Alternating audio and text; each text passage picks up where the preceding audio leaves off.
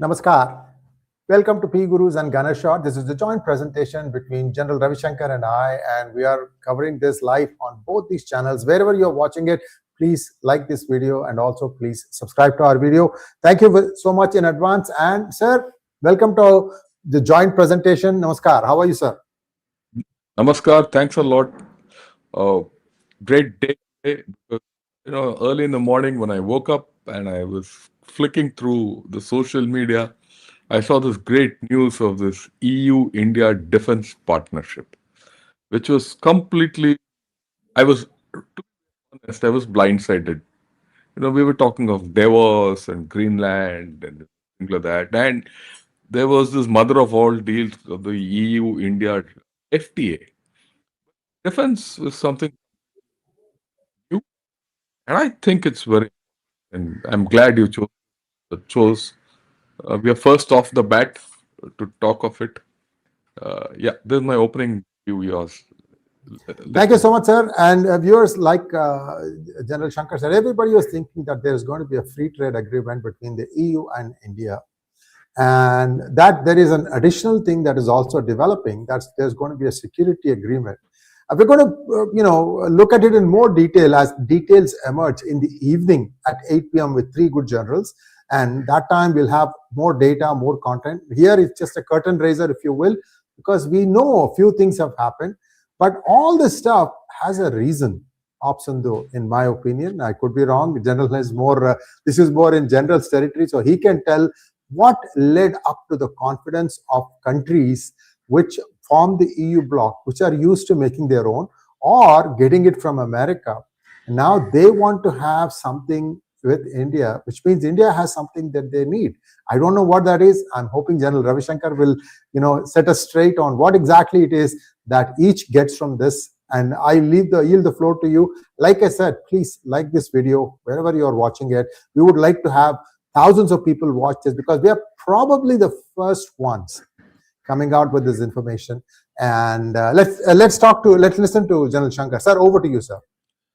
Yeah, thanks a lot. At the outset, I must say that I think this is going to be a very very significant development as far as the global security architecture, global trade, and everything is concerned.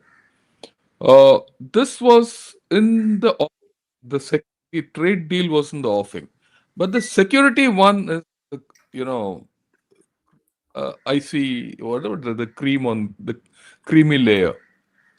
Uh, it was a necessity for both EU and for India, right? And you got to consider.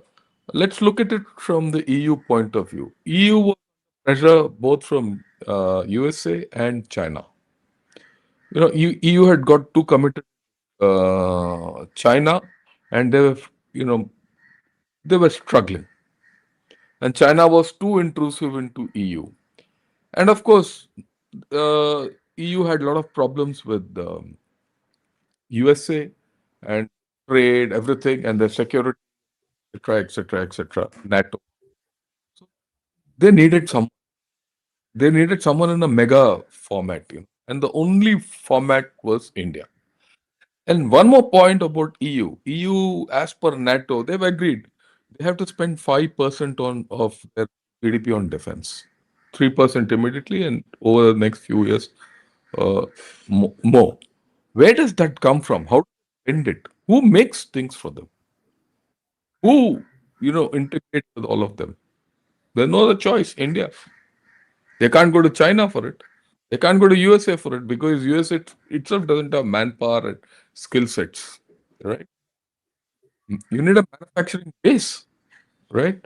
And uh, obviously, you can't go to China, you can't go to Russia, so you have to come to right.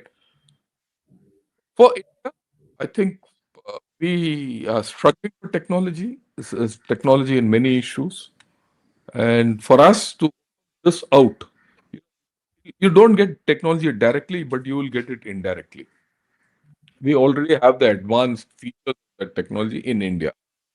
Let me put it in context. We've had Rafale. After all, what is EU? EU is a conglomeration of. European states.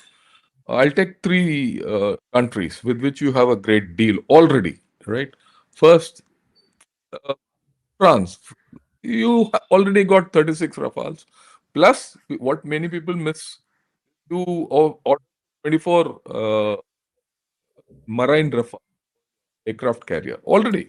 Sir, one second, sir, and I agree. Somebody saying that your voice is getting a little bit cut and coming back. Can you check and see if your microphone is what you want it to be?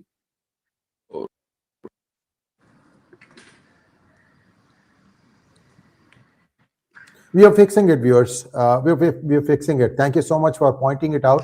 Yeah. I was about Can you hear to. me? I didn't want to. Yeah, this is fine, sir. Can This you is hear me fine. now? Can you hear me now? Okay. So, first class. So, as I was saying, let's look at it from the Indian perspective. India has already committed into EU in a big manner. Okay. Uh, Look at France. You had a great deal with France over Rafales, right? You already got 36 Rafales. But what many people don't know, or it's gone under the radar, is you ordered for 24 Rafales for your aircraft carrier.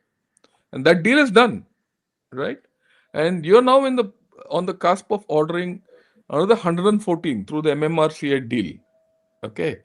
That has cleared the Defense Procurement Board. Defense Procurement Board is one step below the DAC because there are more steps to go. It goes to the DAC. From the DAC, it will go to the Finance Ministry. From the Finance Ministry, it goes to the CCS. That's the procedure, and you can't shortcut that procedure. It will take another 3-4 months for that deal to be announced.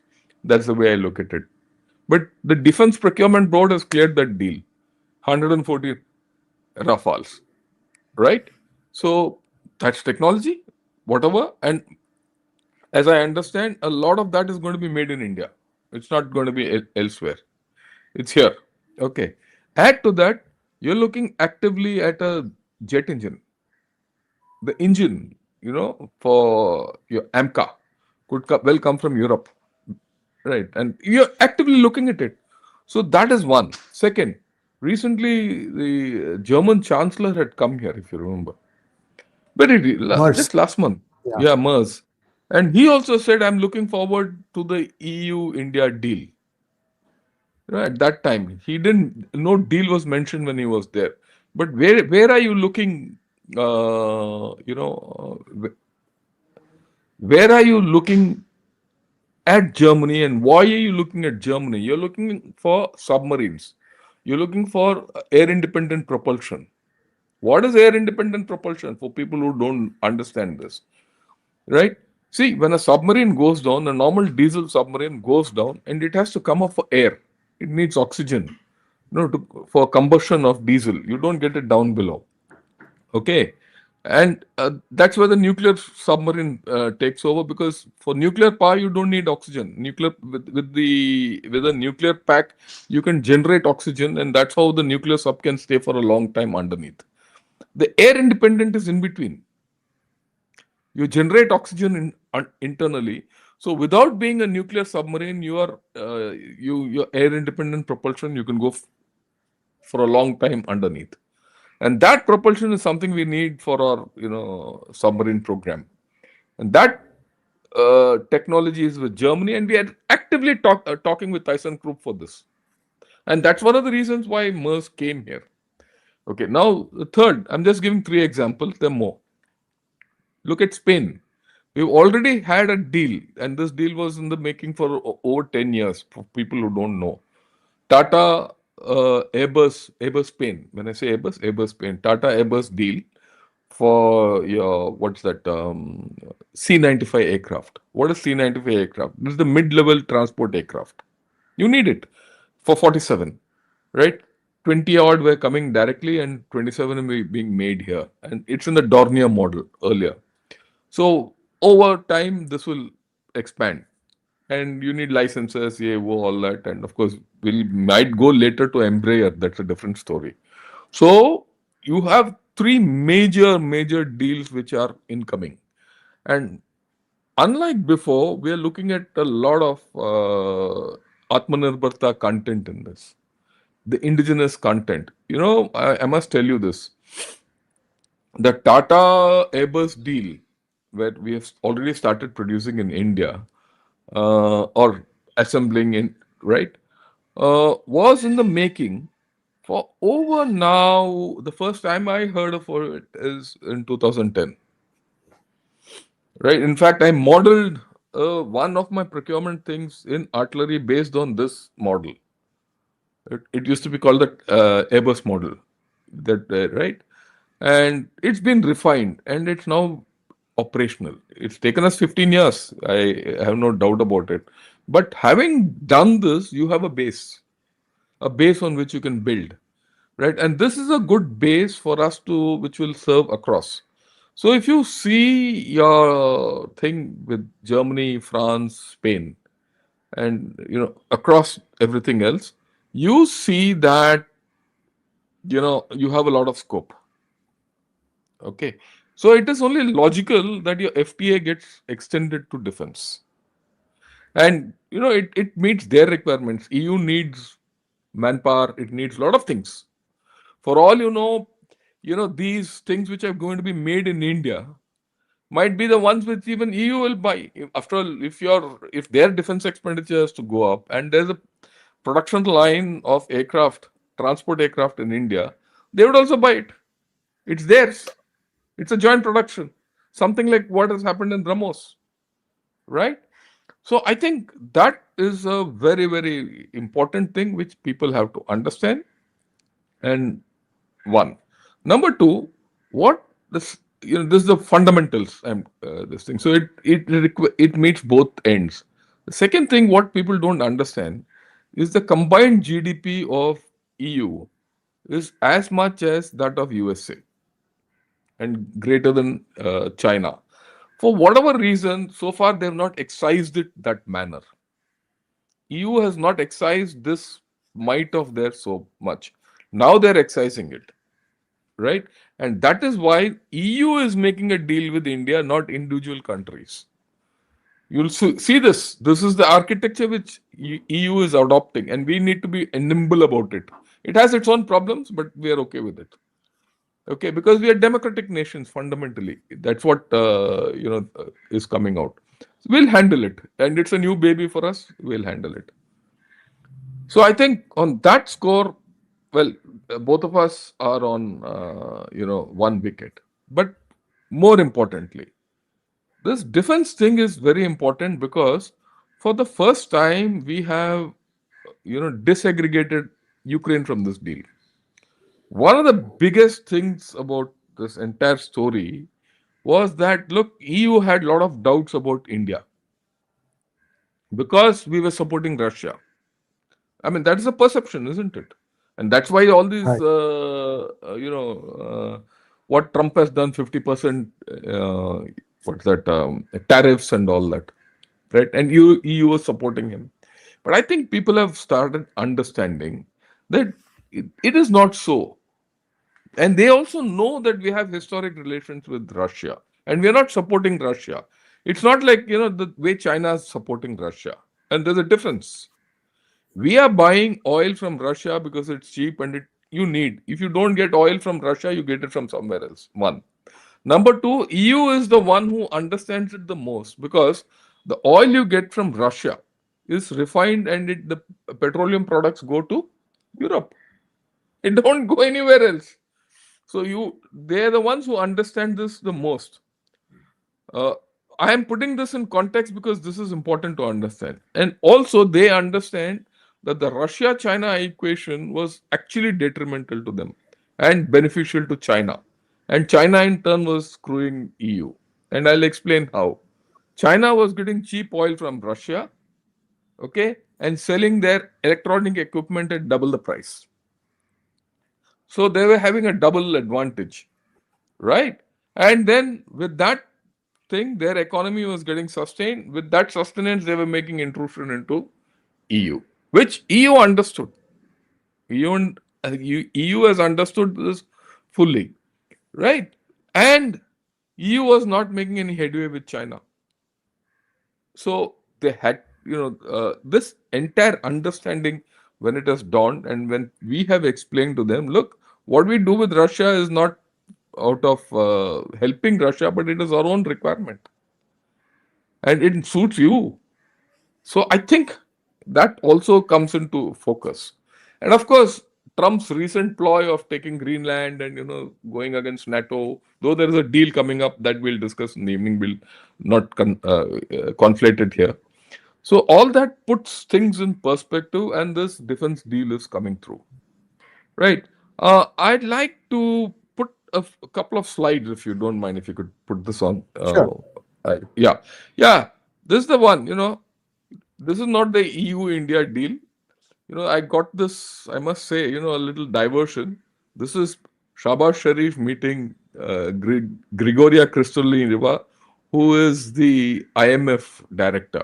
Okay. Kristalina Grigorieva, yeah, managing director of IMF. Why I put this is, I want to put this in the context of what we are speaking, where India is going and where Pakistan is. Today morning, Iyer Sahab, I scoured the social media for Shahbaz Sharif visiting Davos. So wherever I got, whatever I got, this is the only picture which kept repeating itself. So Shahbaz Sharif has gone to Davos. No one has met him except he went and met this lady. Why? IMF MD for the next loan. Okay, that's the only thing he's gone. So this is where US, Pakistan is. He's only gone for the next loan, whereas we are going for the next high thing. Yeah, this is an interesting graph. Must see. This is of Chinese trade and autos.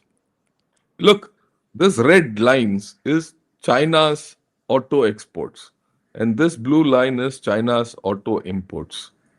Virtually, this applies to almost everything from anywhere.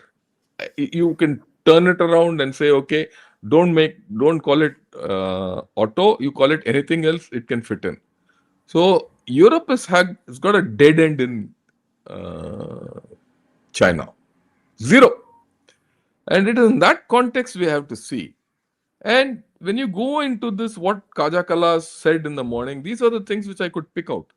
She's talking of upholding UN Charter and multilateral systems. I think this is very important because we a deal with EU enables us to retain our strategic autonomy and multilateral way of doing things. Right? Otherwise, we were getting hemmed in. It gives you a little leeway for that board of peace and things like that. It's a comprehensive strategic agenda as per her. Right? And the EU India FTA is about clean tech, semiconductors, pharma, and all that, the bigger one, which will come in effect, which is going to come in effect. But the interesting thing is security and defense partnership. So, what are they talking of? They're talking of AI, maritime security, digital infra, cyber security, and counter terror operations.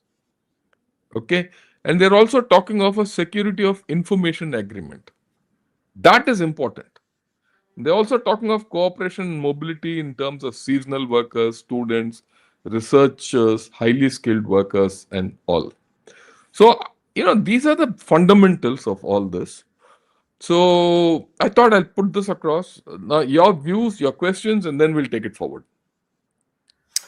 Thank you, sir. In more ways than one, this is a very significant development. And there's also, I think, overall, one of the bigger losers, I think, is the United States, because for some reason, US thought that they could basically do whatever they want and others will fall in line and toe the line. Yesterday, I think, or day before yesterday, the same kind of a deal was done with South America.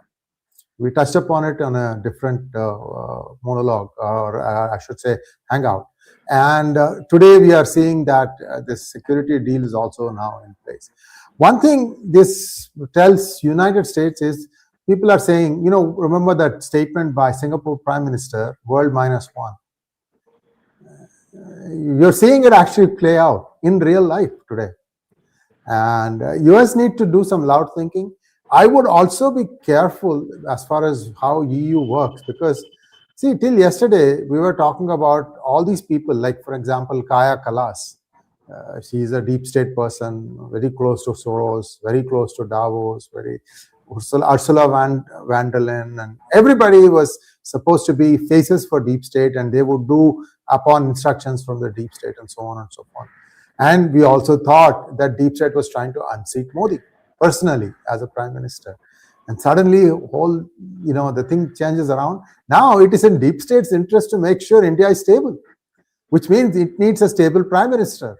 So I find that thing very interesting that there's a 180-degree turnaround here, assuming that these people are all parts of deep state. Look, I'm not making the assumption. I'm just telling our viewers that's how everybody was thinking that was. So somewhere there has been a reset of sorts in the deep state thinking. And I think the primary thing, again, I go back to Opsandur, why I say that. See, I was also upset and about that India just let their foot off of the pedal and said, okay, we'll do the ceasefire. Because I always look at, if somebody makes a mistake, yeah, you hit them back hard, but you need to also make sure they don't even think about doing this thing in the future. So for this, in United States court system, they call it punitive damages. Compensatory damages is iska uska theek ho gaya, hisab barabar. But there is a punitive damages which is 10 times more often to make sure that the other side doesn't even think about it.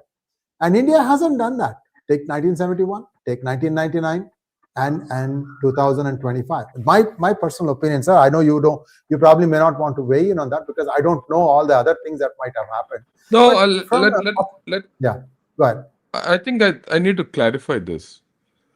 From one perspective, I go with you that look, we didn't do punitive damages on Pakistan. That's one perspective. Probably it's a large perspective of a lot of people. Even then, at that time, also, I felt if we had done it for one more day and probably destroyed one airfield completely, obliterated it, it would have been a great demonstration of what you're saying.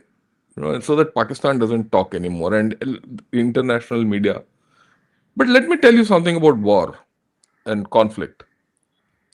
And I'll quote Mr. Vajpayee.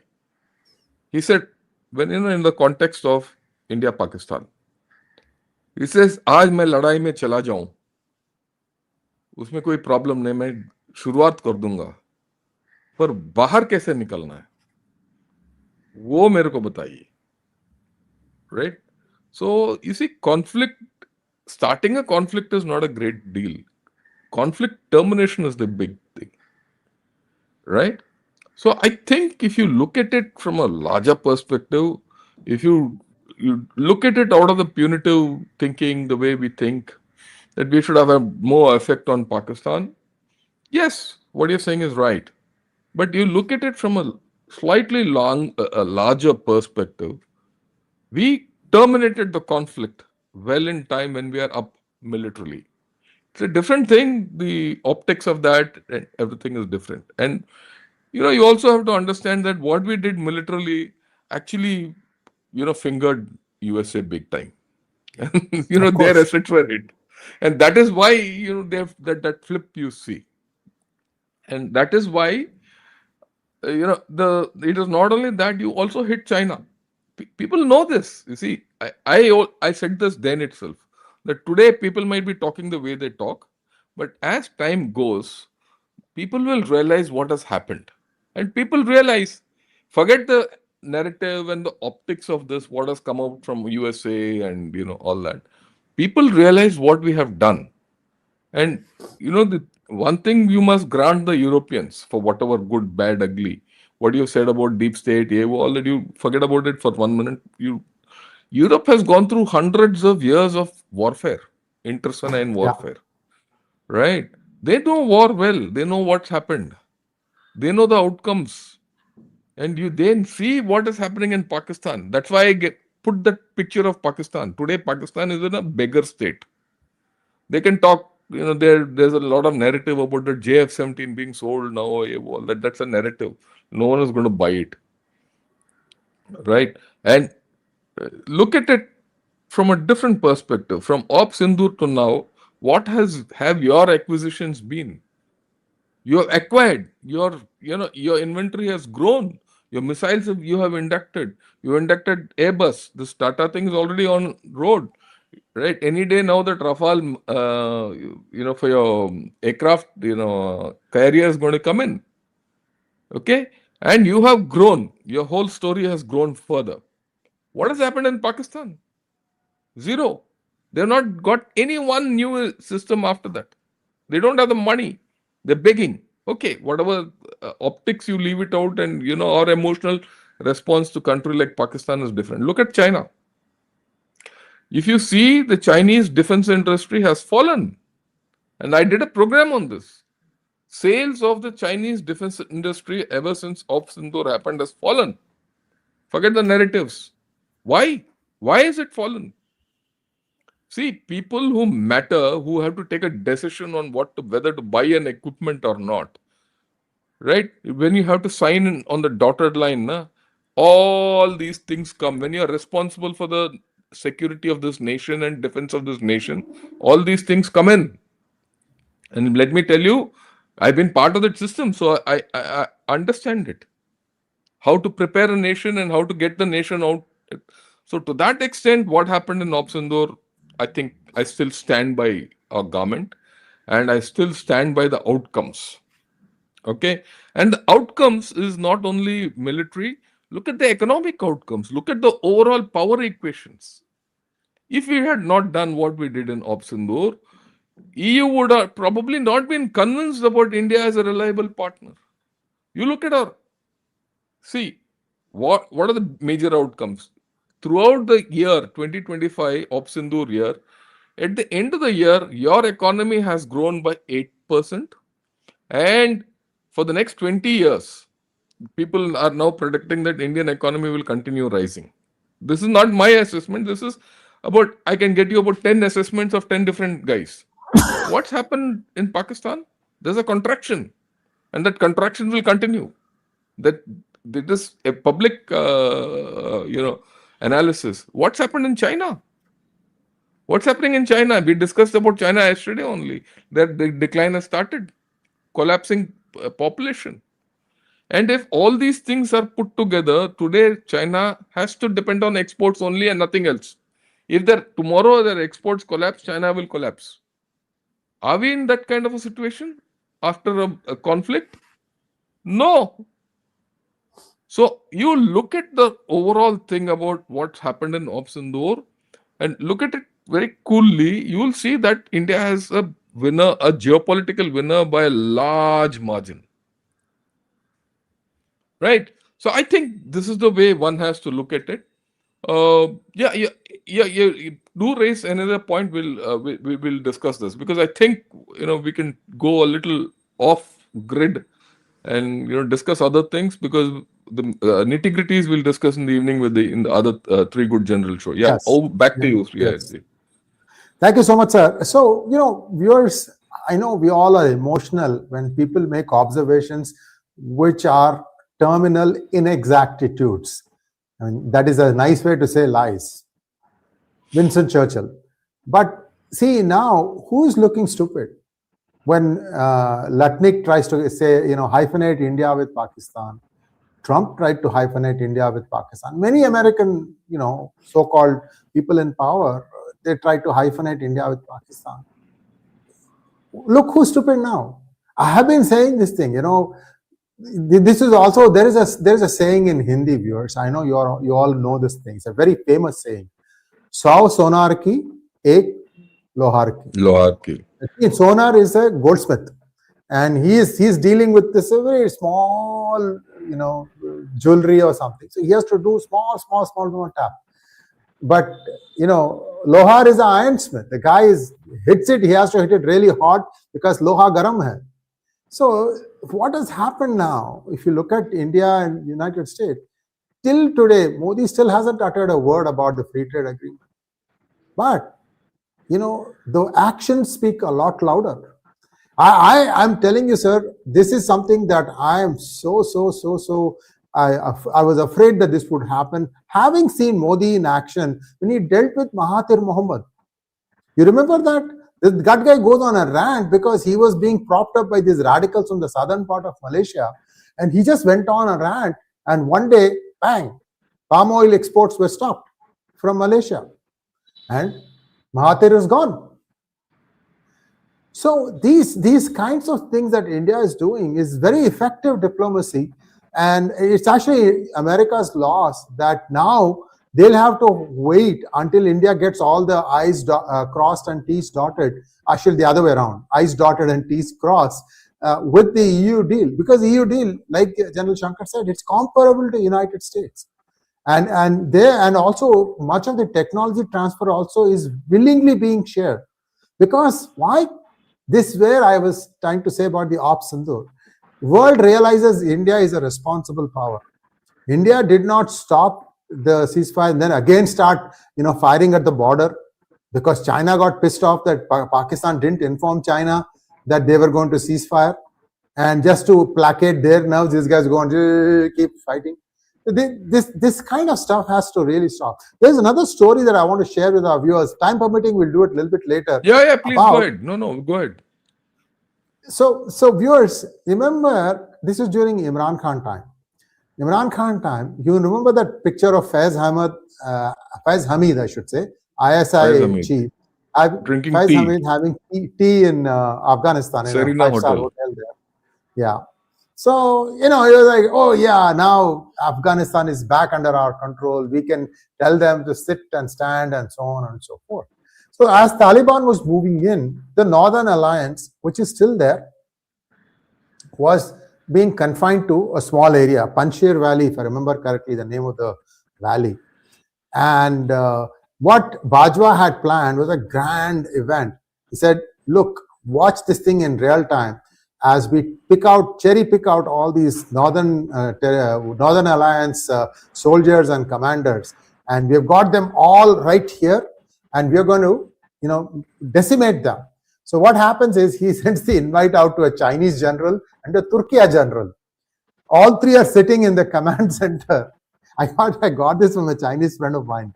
And they are about to watch the actual event unfold, where the supposedly mighty Pakistani Air Force and Army is going to cherry pick and finish off the Northern Alliance people. Well, early morning or 8 o'clock, whatever time it was, something like that, the Pakistani Army says, oh, we have to do prayers now, namaz. So what they do is they spread out on the valley, nice even formations, and they are offering namaz. And the Northern Alliance is up in the caves on the hills, and they are watching what is going on. In front of two other generals, the Pakistani army got shredded by the Northern Alliance. And then, of course, these guys got pissed off and they went after the Northern Alliance people, and they had to retreat into the caves. I still don't know where that one of the vice presidents of the previous government of Afghanistan, he's the spokesperson, he's the leader of Northern Alliance. I'm forgetting his name, very erudite guy. Saleh. And he got hurt. But the point I'm trying to make is, this is Pakistan for you. And right now, Pakistan is in deep. To go to Davos and not get anybody's picture taken with you, and then go and just take a picture with the IMF because you're back with a begging bowl to get more money. I mean, how much worse can things get for Pakistan? I don't know. Certainly, this is one huge slap in the face. These people are very inured. I think they seem to always getting all these things, and then they'll pick themselves up and go back and start talking about Kashmir again. But be that as it may, I wanted to tell this story to our viewers because many of you may not know this story.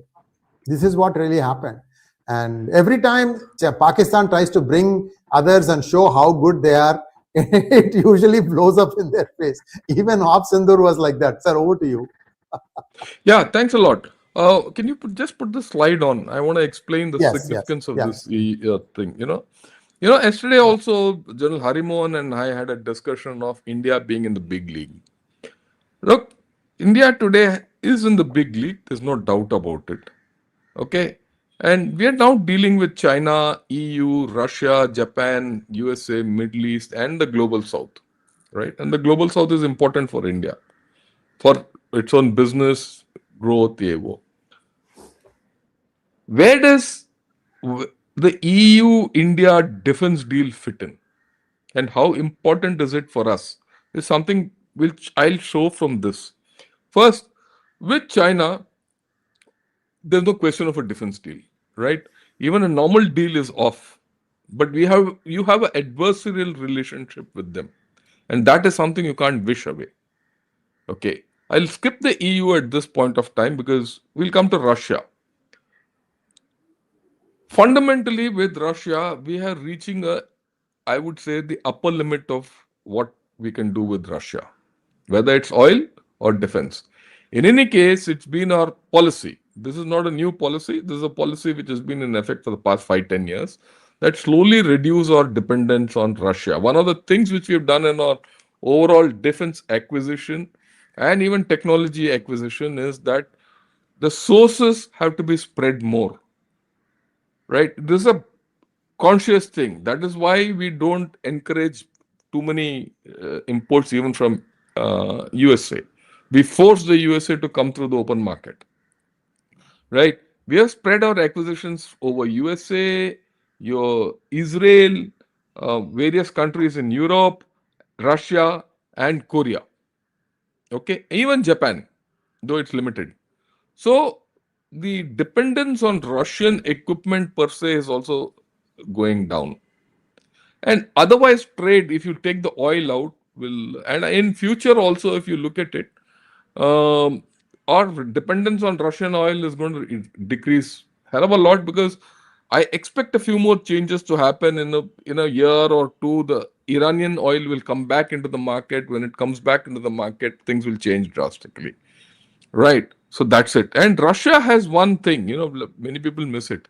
Russia has been a great help for us. They've given a nuclear submarine, they've given transport aircraft, they've given many things, but they've never given us technology. There is no, except BrahMos, there's nothing else, no joint production in India of Russia. So that is what it is. Japan. Japan as a country has stood by us in our darkest times. This Maruti revolution which has happened is thanks to Japan. The technology of cars, everything's to Japan. But with Japan, we don't make any headway on defense. Right? With USA, our defense structure has been the best. Let me put it up front. The defense, India US defense deals have been the best. They have been the bedrock of India US larger defense ties. But the larger ties have been vitiated by Lutnick and gang and this Trump tariff business and all. So the India US defense pact itself or the strategic partnership itself is under threat. And I don't see India going in for more US equipment. The Middle East is not someone we can have great equations, but you don't get defense technology from them. In fact, you will have to be a defense provider for them. And that's part of the UAE pact which we had yesterday. In fact, this is something which we discussed not yesterday, day before yesterday on the India UAE strategic deal. That eventually, cooperation in space and nuclear and everything has to happen. The global south will be largely dependent on us. So where do you go for technology? That is where EU comes in, right? It is with EU. And also, you know, we must remember the EU, the individual member countries have huge stakes in the global south, even now. After all, these many countries in the global south were the colonies of EU, right? Either the French colonies or the German colonies or the Spanish colonies or whatever, right? So to that extent, they still have a significant, you know, influence in this. And most of these countries, they trust India. So I think going further, EU gives us a lot of scope because EU has this duality of either you deal with EU as a bloc or through the thing of EU deal with each country on a case to case basis. Like so far we've been dealing with the countries of the European countries on a case to case basis. Now add to this the deal with UK. After all, even with UK, you concluded a FTA recently. That makes it big, right? So I thought I'll put this into a thing. And what will happen now? now that you have done a deal with EU, USA will get after us. USA will now say, let's have a deal because this deal threatens US. I mean, we'll see how the outer contours of the NATO, USA, EU deal over Greenland are coming out. By evening, you will get the full thing. But the fact is, for many defense acquisitions and propositions, EU will start looking towards India and leave USA out because what they've realized too much dependence on US is detrimental to their security. And I also look at it beyond what so far has been stated. I look at a lot of things in space. Space is a frontier which has not been spoken of. Energy is not a thing which lot has been spoken of. The Arctic's areas. EU gives you, after all, if you see how many countries are there in the Arctic Circle, 8 of them. If you take Russia, Canada, and USA out of the equation, the other 5 are European countries in the Arctic Circle, and we need space in the Arctic. It is part of it. If China can become an Arctic power, that's the ninth one which is trying to enter the Arctic. So do we, and you get through Denmark, through Norway, Sweden, all these countries which are in Finland, you get your foot into this thing. Plus, if your equation with Canada improves, you get a foothold there. In any case, you have Russia. It's not that the deal with the EU excludes Russia. It does not Russia preclude anybody else from. Yeah. Your voice is cut for some reason. I can't. I'll look into it, sir. Check. Okay, I'll go Is out it and better come now? back. Right? Yeah. Maybe it's my problem. I'm able to do it. Viewers, while General Ravi Shankar goes out and comes back in, I hope you have already liked this video. There he is. He's back again. Yeah. Sorry. Sir, go ahead, sir. Is it okay now? So, yeah, I'm okay. So it's not as if that this deal excludes Russia from our overall strategic bouquet, right? So you still have a foothold. In fact, you have a better, strong foothold, a more competitive foothold in the Arctic Circle with this deal. So if you look and project into the future, also this makes a lot of sense. But having said that, this comes with a lot of challenges. You see, it's not as if everything is hunky dory from here on. As much as EU and India both get hedges against many other things, there are going to be challenges. And my bet is the first challenge is going to come from China. The country which gets threatened most by this deal, or you're mending fences with US, which you will happen, right? It's a matter of time. Or you're, reaching out to Latin American countries, okay, or you're getting oil from Venezuela, or for that matter, you're increasing footprint in Middle East. Threatens whom? It threatens China. So you have to have your antlers out against China. Don't take your focus away from China. It remains your primary adversary. And the Chinese threat will not come directly. It is going to come through Pakistan. So that is why you can't take your eyes off Pakistan. Pakistan might be a nuisance, you need to look over it, all that, like Shekhar Gupta has written. But the fact is that the physical manifestation of the threat will come through Pakistan. So these two things will be the immediate reactions from everywhere. Then, of course, you're going to get a reaction from US. US is going to react. It's not going to keep quiet. They might not say anything, but you're going to get a reaction. You'll get a positive reaction and you'll get a negative reaction. Right. The third problem which we're going to face is with the EU itself. You see, the problem with the EU is EU has a perception of itself. And we have, notwithstanding the fact that you're going to deal, to operationalize this deal and make it successful is going to be a challenge of its own kind. And for that, the only way forward is internal reform and internal stability. Right? I have no doubt about it. And okay, a point I'd like to comment on what Mr. Sree Iyer said, that at some point of time they're part of this Soros group and they wanted to destabilize Modi and all that.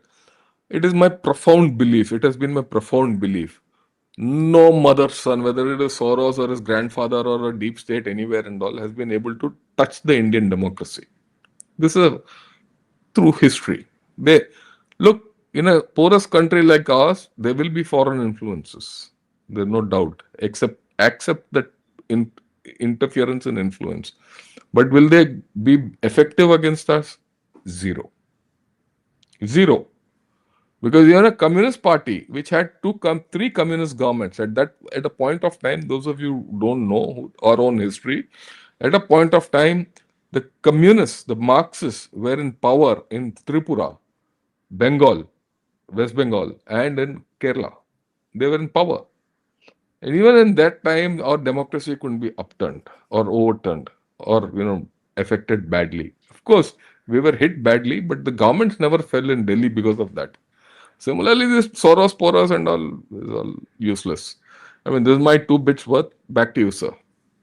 Thank you so much, sir. Like I said, see, if we both agree on everything, then one of us is redundant. So we should have these differences in opinion. Yeah, I agree with you. No, it's Shall not we a take some questions? disagreement. It's not a disagreement. It's more a different point of view. Yes, Mine is yes. experiential from ground up. That's about all. Shall we take some questions, sir? Yeah, let's please. Desi Stan wants to know, will USA actually allow this to happen, seeing how it will directly hurt America? They have no choice. They have There's no nothing they choice. can do about it. Yeah. I mean, my view is very simple. They can do very little about it. It's going to be signed. And this deal has been in the making for the past 6 months. And in fact, if you remember, earlier in one of the Three Good General show, we spoke of it. You, I, Rajiv Narayanan and Dushyant Singh, we spoke about it that this deal is going to be important for India and EU. Right? So the USA can't stop this at all. This is unstoppable. And please also remember, von der Leyen, Ursula von der Leyen, she spoke from where? She spoke from Davos. Where did Kaja Kallas announce it? In the European Parliament. Remember, what you can speak anything you want in an international conference, but when you speak from a parliament, there's a sanctity. Correct. She says, yeah, that's the thing. Yeah. Next one, Murthy wants to know, is EU Bharat deal include currency swap or barter and move towards de-dollarization? Yes, look, the FTA is a lot under of people, euros. Yeah. Look, the point is, a lot of people talk of de-dollarization. I would suggest don't be so hot-headed about de-dollarization. Okay, if de-dollarization has to happen, it will happen over a period of time. Not going to happen immediately. If de-dollarization happens, all our economies will go for a toss. The complete global system will go for a toss. It's going to be anarchy. Okay, I do hope, at least in my lifetime, de-dollarization does not happen. How much ever I like it or don't like it. I don't like it. Let me put it this way. I don't like the idea of dollar being the reserve currency of the world. Because in many places, it's inimical to my interest. But if you take it, you have lived with it for the past 50, 60 years. If the dollar goes off as the reserve currency with no alternative, there's no alternative. Okay? EU is not strong enough to be an alternate, nor is UN, nor is rupee, nor is ruble. You're gone. The world economy will go into a tailspin. It's only for that. Now, will it be a currency swap or a barter? Who's stopping you? In any case, today in the global financial system, EU is the second largest,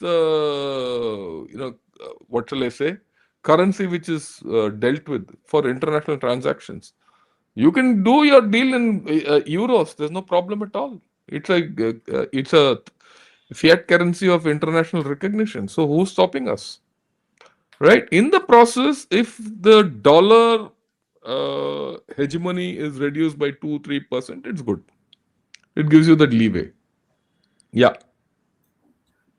Will USA actually allow this to happen, seeing how it will directly impact America? We've read this, gone this, no? Yeah, We've gone over he this. asked it twice. Let's go on to the Uh, next one. Oh, Murthy wants to know: Are Americans also cooked up in Op Sindur in underground bunker? yeah, I have no doubt. I have no doubt left. I have no doubt left. The way America has behaved, they've been hit. Some of their F-16s have been hit, and we shouldn't have doubts about it. Uh, it's possible some of their command systems have been hit, especially in Nurkan base, and it's also possible some of the nukes have been hit. Kirana Hills. Look, something hit Kirana Hills. Now that is beyond doubt. And that Kirana Hills, after that, not much action has taken place there. If it had something had happened, it would have come into public view, right? So, and the Americans, why did America come in? I mean, this is interesting. Why did America come to the aid of Pakistan the way it has? Is it only because of Trump's idiosyncrasies or this jab licking up to Trump? No, because their fundamental interests were threatened.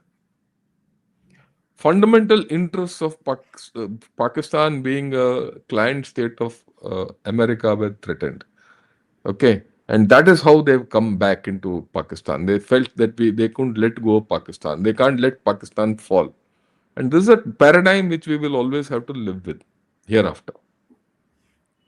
Okay, it has got plus points, it has got minus points, but maybe we'll discuss this on another day, or we have a little time. Let me spend this thing. See, if Pakistan goes under, right, and if it had got completely defeated and Americans had not helped them, who there would have been a vacuum. Who would have gone moved in completely? China. China. And then America would have lost Pakistan and its reach to China. Okay, would have lost. Go back 1 year back. 1 year back, the scene was completely different. Look at it from the American perspective. What was the thing that America was declining, yeah, all that. So, if you look at it from that particular perspective, there was no way they could have let go of Pakistan. Okay, and also at that time, remember, America was about to go in with that midnight hammer into Iran, and for midnight hammer, they needed Pakistan. So they couldn't have let go. Even now, they'll not let go of Pakistan. Even now, they need Pakistan to do anything they want against Iran. They need Pakistan to contain China, right? After all, China has got its footprint. So there is a whole other thing. So US support to Pakistan will not go. Let's live with it. And to some extent, it's good for us. It's good for us because if America was not in Pakistan, the way it is rooted now, then China and Pakistan will run riot and their entire energy will come towards us. Today, because America is there, Pakistan is forced to look towards America and away from China, which is doing us some good. I mean, everything which happens, there is some good. Look at that. Yeah. Thank you, sir. Thank you. And next question. Thank you so much, Harsha. Trump must be feeling like a fool today. He risked India-US trade for Ukraine, EU's cause, while EU is cutting a deal with India. Yeah, I would say your view on that. No, like I said, they said they made a lot of threat statements. It got India emotionally roused. But at the end of the day, actions speak louder than words. And what you're seeing now is that's what is playing out. India has cut, with trade deal with EU. When that happens, sir, there's one reason why Bangladesh continues to export garments into the EU, and that was because they are having 0% tariffs on their product going into EU, and India was getting 15%, being levied 15%. India is not the cheapest garment manufacturer either. This kind of levels the playing field. In fact, I would not be surprised if it completely takes away that garment industry from Bangladesh and India starts becoming, much bigger a player in garments. That's another problem for Bangladesh. You go and pick some innocent Hindus and keep killing them. They had no skin in the game. They didn't say anything about your politics. Why do you want to go and take them out? So now the entire country is going to stop slowly but steadily. That's what is happening. So it's a huge problem for these guys, sir. One of the things these countries, so-called Islamic countries, have to understand is they never seem to think of the consequences. We have to act now. Let's think about that later. Let's face it later. I mean, UAE is an Well, that's exception how in they this. are. Yeah. Yeah, that's how it is. And I'm sure Trump will come back to us. That's the thing. Yeah. We need a very powerful navy to dominate the Indian Ocean region and become the undisputed Gunda here with deadline by 2035. Your thoughts? I have no doubt about it. I have no doubt about it. I completely agree with what you're saying. And we are progressing in those lines. Please understand that. Let me outline that progress to you. See, this deal with Germany, when you get those 6 or 7 AIP submarines, is going to change the way you dominate the Indian Ocean region. You also in works for another aircraft carrier. The two aircraft carriers which you have today, you're going to equip them with the jets. And they're going to be fully equipped, right? And also in this, please don't count out as if USA is our enemy. USA is not our enemy. It still remains our strategic partner on paper. You still have signed a 10-year defense agreement. When you did that framework agreement, you signed about 3 months back when Mr. Rajnath Singh and Pete Hegseth signed it in what's that Singapore during that meet, right? We still have that framework agreement, right? We have a lot of U.S. equipment still with us that you can't wish it away. So your navy is getting stronger, and I did a program I think a couple of months back where I showed a clip of Admiral Vatsayan, who's the Vice Chief of Naval Staff, where he outlined our program for ship production in the next 2 to 3 years. How many orders have been given, how many are being built, and how many are going to come, and what is the time frame? And he gave out, I think, something like 47, various kinds of ships are coming into the Navy in the next 3 to 4 years, or maybe 5 years. Maybe it could go up to 6, 7 years. Definitely by 2030, a lot of things, you're going to see a changed Navy. And around between 30 and 35, if a third aircraft carrier gets on board, you're looking at something different. Okay. And look at it, it's not a matter of being a Gunda in the Navy, Indian Ocean region just with your Navy. You also have to be a Gunda in this region by your air power, your missile power, your ability to, you see the number of types of missiles which we are proliferating.